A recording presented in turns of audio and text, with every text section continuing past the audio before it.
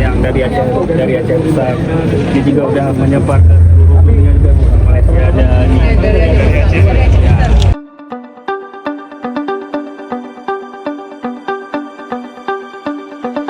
Kami mengucapkan selamat datang kepada kedua Deklarasi Aceh yang menghina musiknya. Selamat datang Ibu pada harap dan kita terus ikhlas kita berikan. Ya, ini yang dari Aceh besar. Dia juga udah menyebar ke